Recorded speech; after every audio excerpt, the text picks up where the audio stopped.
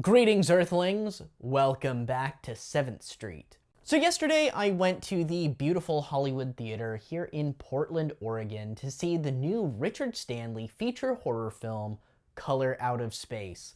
Now, I don't want to take too much time with this review. I don't have a ton that I really want to say about it. Really just kind of wanted to give my opinion on it. I haven't seen a lot of other reviews out there for it. I guess I'll just cut right to the chase. I loved this movie. I went with a group of friends, a group of filmmaker friends, and I was definitely in the minority when I said that I genuinely loved this movie. And it was one of the more enjoyable movie-going experiences that I've had. And I'm sure that that has to do with the fact that I am a fan of Richard Stanley movies. I think that he is an underrated director by far. And if any of you guys are not familiar with Richard Stanley, I would definitely recommend checking out Dust Devil or Hardware. Also checking out the documentary that's on Amazon Prime. I think it's called Lost Souls. The story of Richard Stanley's Island of Dr. Moreau, or something like that. It's got sort of a long title to it.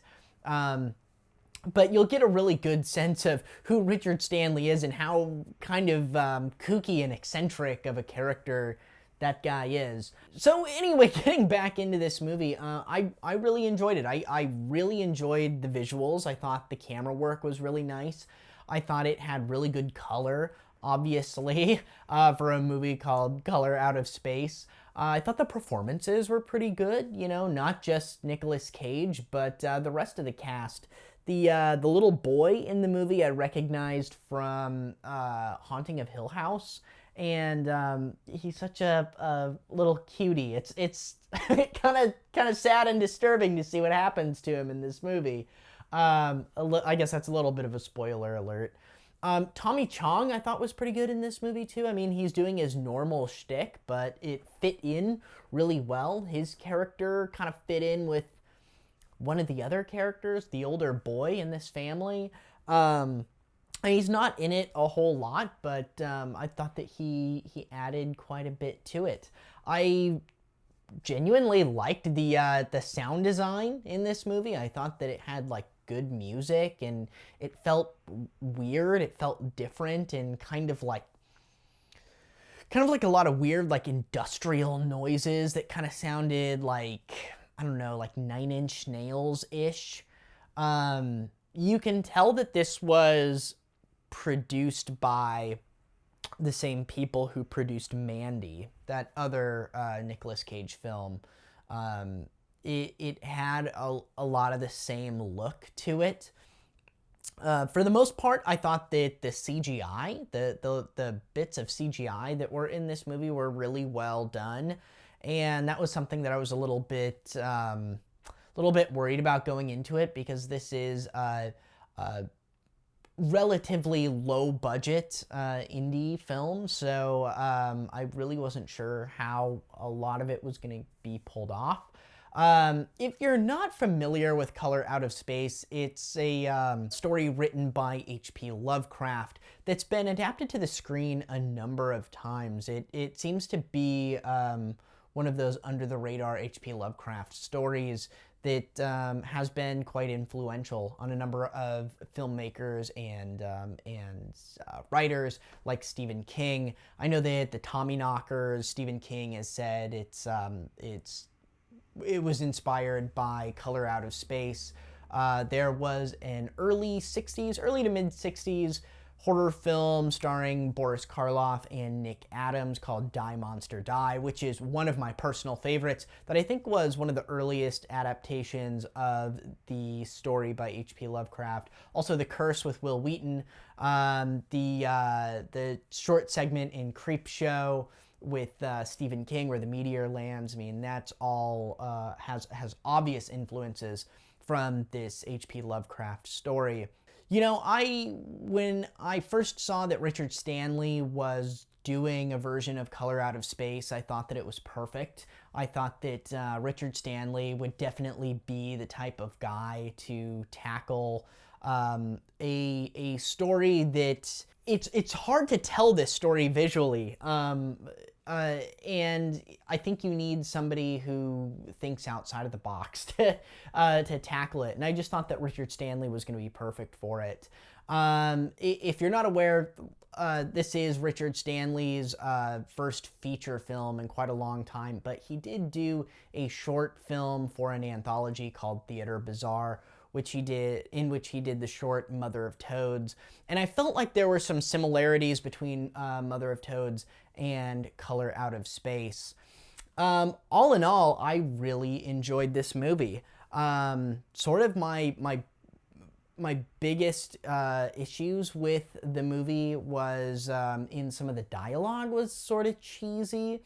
There were a couple scenes in particular where like the siblings were like bantering back and forth about getting stoned, and it just kind of felt like, I don't know, I was sitting there thinking, man, I feel like I've read this script a bunch from like sort of amateur filmmakers here in Portland.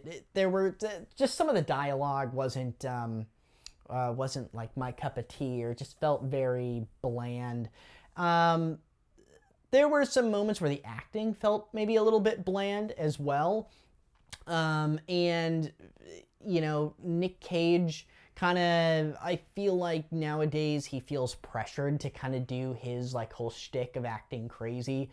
And that sort of bothered me more in like the people in the theater that I was seeing this movie with. It's like they couldn't wait to laugh at Nicolas Cage, and it's like he wouldn't even say anything funny.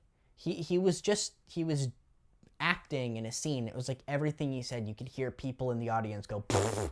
It's like they just wanted to fucking laugh at Nicolas Cage. And he's a wonderful actor, all right? He's not just some goofball for everybody to laugh at. I don't know. That really kind of got under my skin.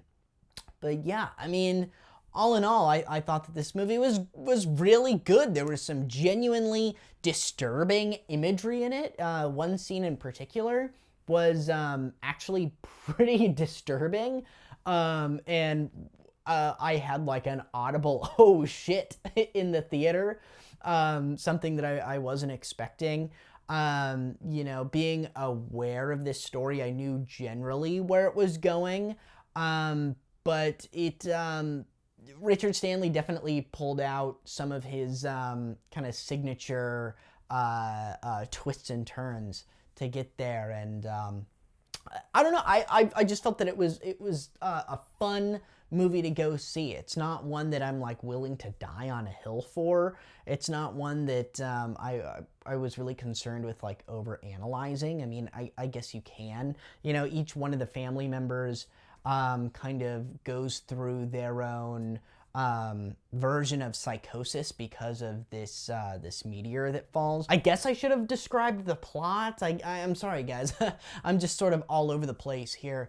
But the movie is about this family that lives in like a pretty typical northeastern small town, just like most H.P. Lovecraft stories. I believe that it's fictional, just like Dunwich.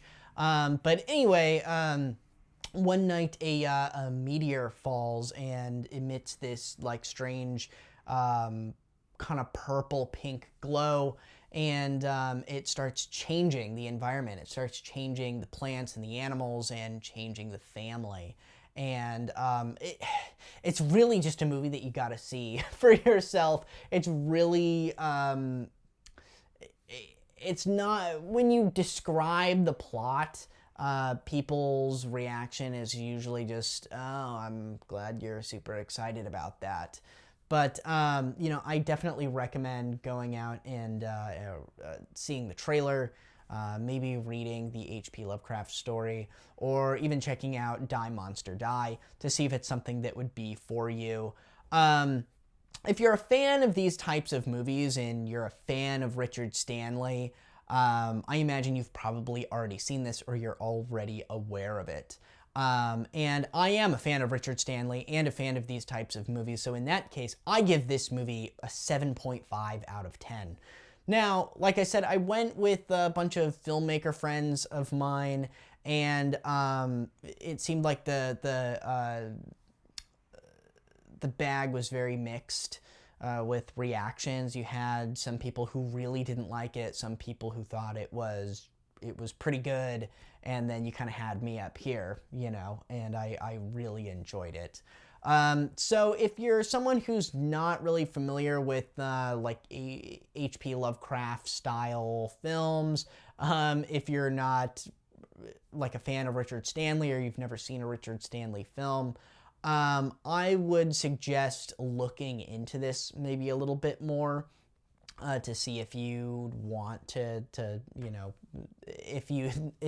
I'd recommend checking out maybe some other Richard Stanley films before rushing out and seeing it, or going on Amazon Prime and checking out the movie Mandy before going and seeing this, because I can certainly see where this, even if you're a horror fan, this might just not be your thing at all. It might not be your cup of tea.